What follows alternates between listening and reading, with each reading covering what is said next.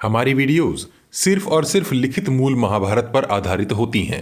हम किसी प्रकार का बदलाव नहीं करते। इस भाग में आप विस्तार से जानेंगे कि किस प्रकार द्रोणाचार्य और धृष्टद्युम्न का युद्ध हुआ तथा द्रोणाचार्य का किस प्रकार अस्त्र त्याग कर योग धारण करना तथा धृष्टद्युम्न द्वारा उनके मस्तक का उच्छेद अर्थात खंडन करना। पिछले भाग में आपने जाना था कि धृष्टद्युम्न ने दुशासन को पराजित कर द्रोणाचार्य पर किस प्रकार आक्रमण किया था, कर्ण का भीमसेन से कैसा युद्ध हुआ था, कौरवों पर अर्जुन ने किस प्रकार आक्रमण किया था तथा अश्वत्थामा की मृत्यु का समाचार सुनकर द्रोण अपने जीवन से किस प्रकार निराश हो गए थे। पिछले एपिसोड का लिंक आपको डिस्क्रिप्शन बॉक्स तथा चैनल के पेज पर मिल जाएगा। द्रोण पर्व अध्याय 191। संजय बोले, हे राजन, पूर्व काल में राजा द्रुपद ने एक महान यज्ञ कर द्रोणाचार्य का विनाश करने के लिए प्रज्वलित अग्नि से जिस पुत्र को प्राप्त किया था, उसी पांचाल कुमार धृष्टद्युम्न ने जब देखा कि आचार्य द्रोण इस समय बड़े उद्विग्न हैं और उनका चित्त शोक से व्याकुल है, तब उस पांचाल पुत्र ने द्रोणाचार्य के वध की इच्छा से अपने सुदृढ़ मेघ गर्जना के समान गंभीर ध्वनि करने वाले विजयशील दिव्य धनुष को हाथ में लेकर उसके ऊपर विषधर सर्प के समान प्रचंड लपटों वाली अग्नि के तुल्य एक तेजस्वी बाण रखा। धनुष की प्रत्यंचा खींचने से धनुष का जो मंडलाकार घेरा बन गया था, उसके भीतर उस तेजस्वी बाण का रूप शरद काल के समय अर्थात अश्विनी और कार्तिक माह का समय में परिधि के भीतर प्रकाशित होने वाले सूर्य के समान जान पड़ता था। द्रुपद पुत्र के द्वारा उस बाण को धनुष पर रखा गया देख प्रतापी द्रोण और वहां उपस्थित योद्धाओं ने भी यही मान लिया था कि अब इस शरीर का काल आ गया है।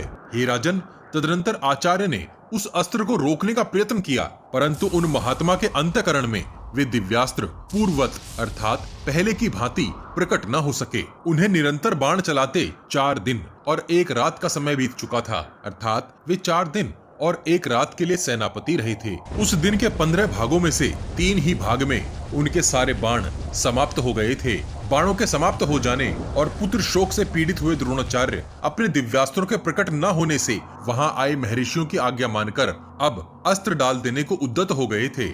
इसलिए अपने तेज से परिपूर्ण होने पर भी वे पूर्ववत युद्ध नहीं कर पा रहे थे। इसके बाद द्रोणाचार्य ने पुनः अंगीरस नामक दिव्य धनुष तथा ब्रह्मदंड के समान एक बाण हाथ में लेकर धृष्टद्युम्न के साथ पुनः युद्ध आरंभ कर दिया। उन्होंने अत्यंत कुपित होकर अमर्ष में भरे हुए धृष्टद्युम्न को अपनी भारी बाण वर्षा से ढक दिया और उन्हें शत विक्षत कर डाला। इतना ही नहीं, द्रोणाचार्य ने अपने तीखे बाणों द्वारा धृष्टद्युम्न के बाण, ध्वज और उसके धनुष के टुकड़े टुकड़े कर डाले और उसके सारथी को भी मार डाला। तब धृष्टद्युम्न ने हंसकर दूसरा धनुष उठाया और एक तीखे बाण द्वारा आचार्य की छाती में गहरी चोट पहुंचाई। युद्ध स्थल में अत्यंत घायल होकर भी महाधनुर्धर द्रोण ने बिना किसी घबराहट के तीखी धार वाले भल्ल से पुनः उसका धनुष काट दिया। हे राजन, धृष्टद्युम्न के जो बाण, तरकश और धनुष आदि थे, उनमें से गदा और खड्ग को छोड़कर शेष सारी वस्तुओं को दुर्धर्ष द्रोणाचार्य ने काट डाला था। शत्रुओं को संताप देने वाले द्रोण ने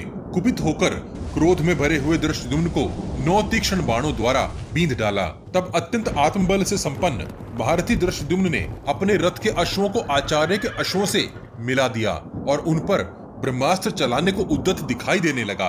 हे भरत श्रेष्ठ, वे वायु के समान वेगशाली, कबूतर के समान रंग वाले अश्व तथा लाल अश्व परस्पर मिलकर बड़ी शोभा पाने लगे। उस समय अमेय बल से संपन्न विप्रवर द्रोणाचार्य ने धृष्टद्युम्न के रथ के ईशादंड, चक्रबंध तथा रथबंध को नष्ट कर दिया। धनुष, ध्वज और सारथी के नष्ट हो जाने पर भारी विपत्ति में पड़कर पांचाल राजकुमार वीर धृष्टद्युम्न ने एक गदा उठाई। उसके द्वारा चलाई जाने वाली उस गदा को महारथी द्रोण ने कुपित हो अपने बाणों द्वारा नष्ट कर दिया।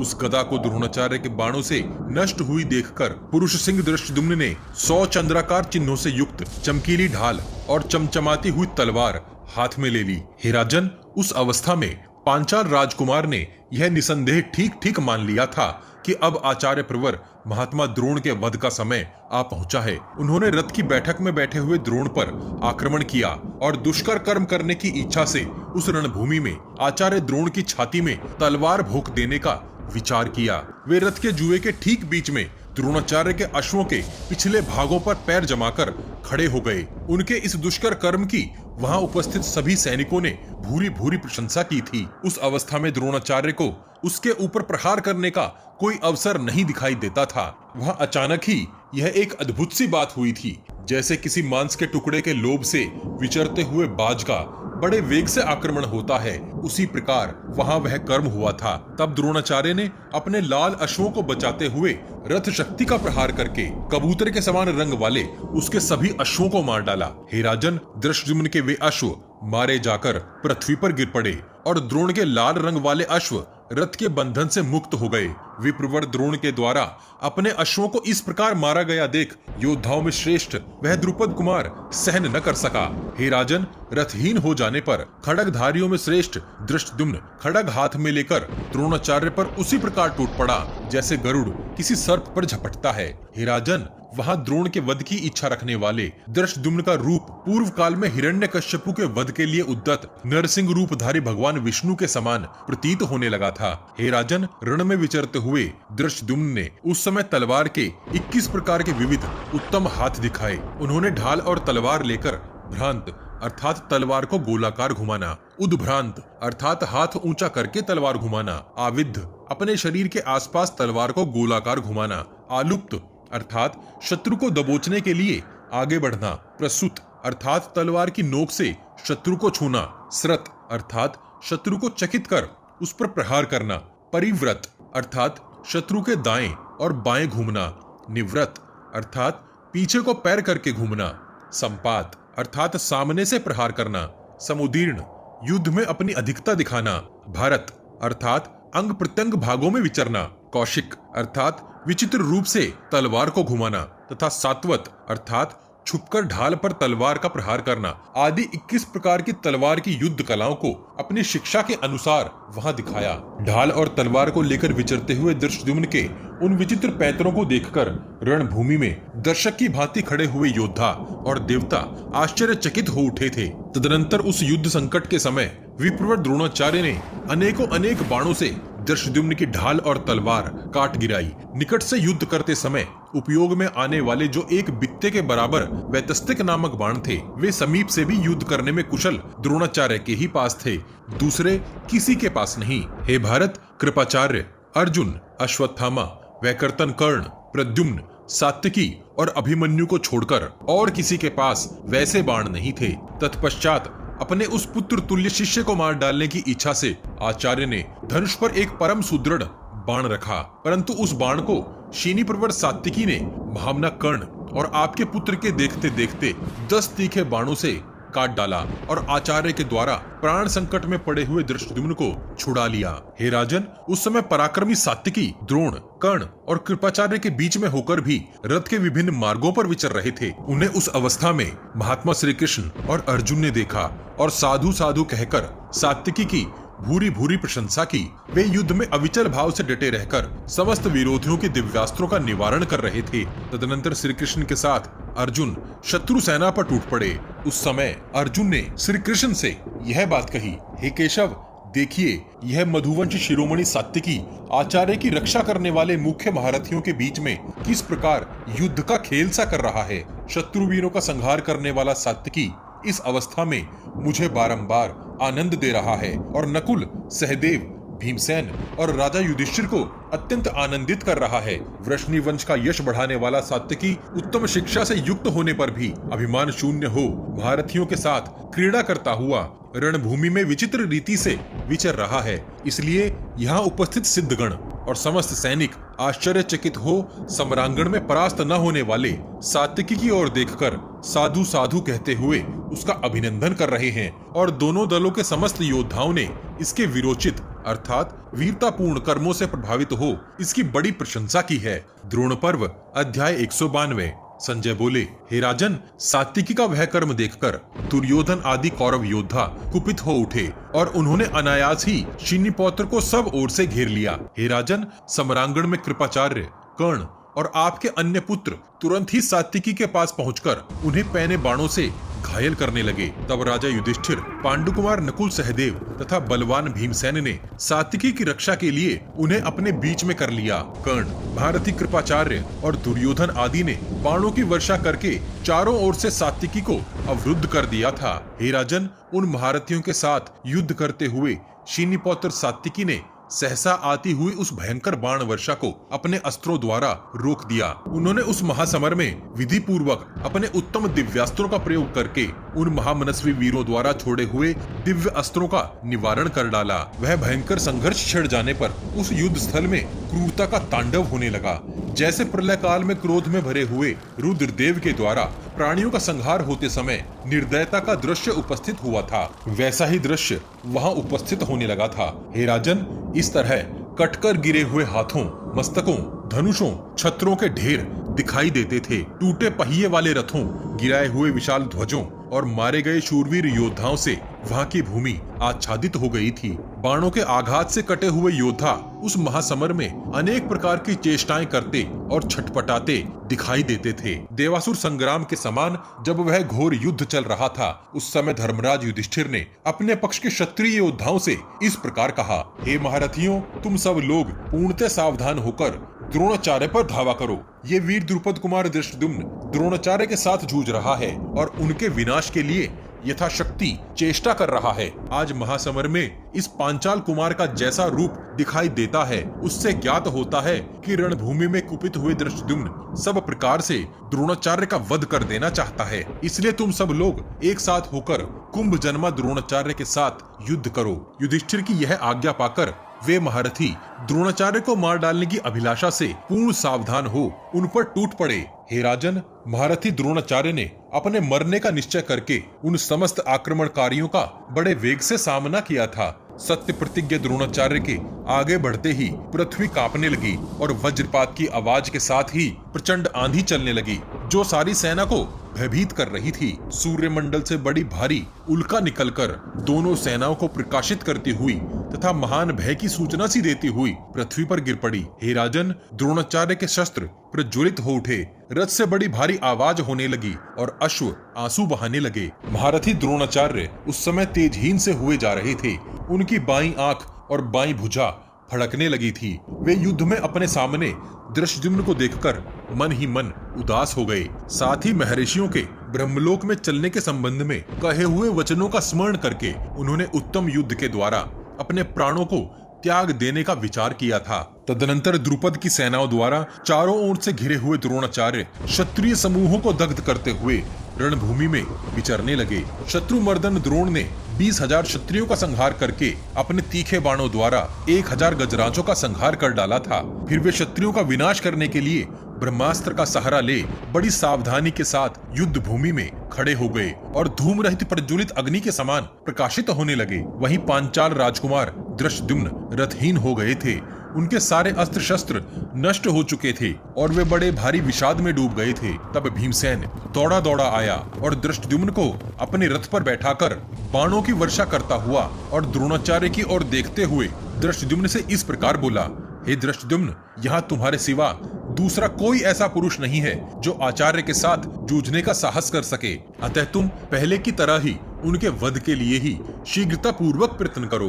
तुम पर ही इसका सारा भार रखा गया है। भीमसेन के ऐसा कहने पर महाबाहु धृष्टद्युम्न ने शीघ्रता पूर्वक एक सुदृढ़ एवं श्रेष्ठ धनुष उठा लिया। फिर क्रोध में भरकर बाण चलाते हुए उन्होंने रणभूमि में कठिनता से रोके जाने वाले द्रोणाचार्य को रोक देने की इच्छा से उन्हें बाणों की वर्षा करके ढक दिया। संग्राम भूमि में शोभा पाने वाले वे दोनों श्रेष्ठ वीर कुपित हो नाना प्रकार के दिव्यास्त्र प्रकट करते हुए एक दूसरे को आगे बढ़ने से रोकने लगे। हे राजन, धृष्टद्युम्न ने रणभूमि में द्रोणाचार्य के सभी अस्त्रों को नष्ट करके उन्हें अपने महान अस्त्रों द्वारा आच्छादित कर दिया।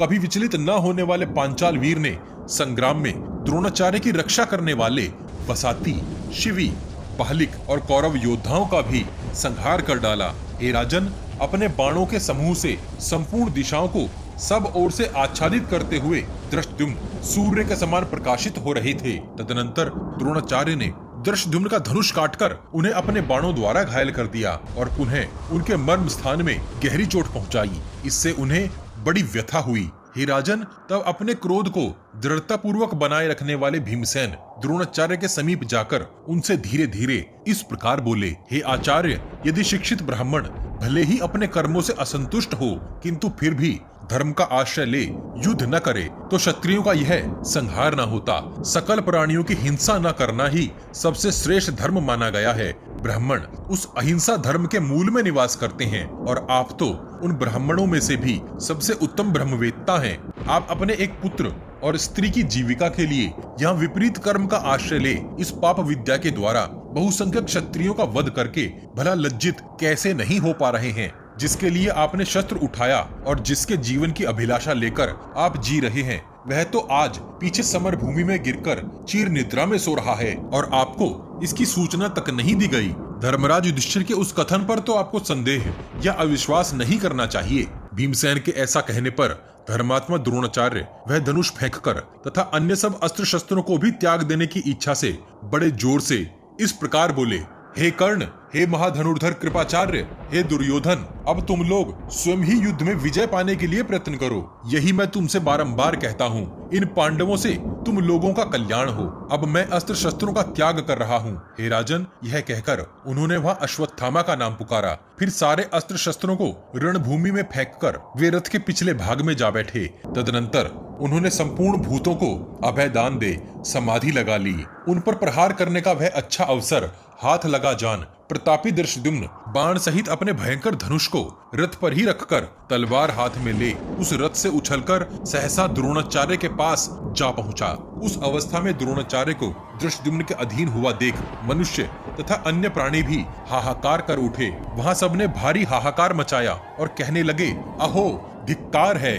इधर आचार्य द्रोण भी शस्त्रों का परित्याग कर अपने परम ज्ञान स्वरूप में स्थित हो गए। वे महातपस्वी द्रोण योग का आश्रय ले ज्योति स्वरूप पर ब्रह्म से अभिन्नता का अनुभव करते हुए अर्थात ब्रह्म अवस्था में स्थित हो मन ही मन सर्वोत्कृष्ट पुराण पुरुष प्रभु विष्णु का ध्यान करने लगे। उन्होंने अपने मुख को कुछ ऊपर उठाकर छाती को आगे की ओर स्थिर किया। फिर विशुद्ध सत्व में स्थित हो नेत्र बंद करके हृदय में धीरज को दृढ़ता पूर्वक धारण किया। साथ ही ओम एकाक्षर ब्रह्म का जप करते हुए वे महातपस्वी आचार्य द्रोण प्रणव के अर्थभूत देव देवेश्वर अविनाशी परम प्रभु परमात्मा का चिंतन करते करते ज्योति स्वरूप हो साक्षात उस ब्रह्मलोक को चले गए, जहाँ पहुँचना बड़े बड़े संतों के लिए भी दुर्लभ है। आचार्य द्रोण के इस प्रकार उत्क्रमण अर्थात प्राण त्यागने पर हमें ऐसा भान होने लगा मानो आकाश में दो सूर्य उदित हो गए हों। सूर्य के समान तेजस्वी द्रोणाचार्य के उदित होने पर सारा आकाश तेज से परिपूर्ण हो उस ज्योति के साथ एकाग्र सा हो गया था। पलक मारते मारते वह ज्योति आकाश में जाकर अदृश्य हो गई।